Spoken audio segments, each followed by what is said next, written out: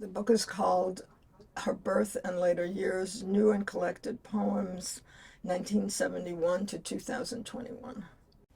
The book covers 50 years of my published work. It's sort of a map of my life to a certain degree.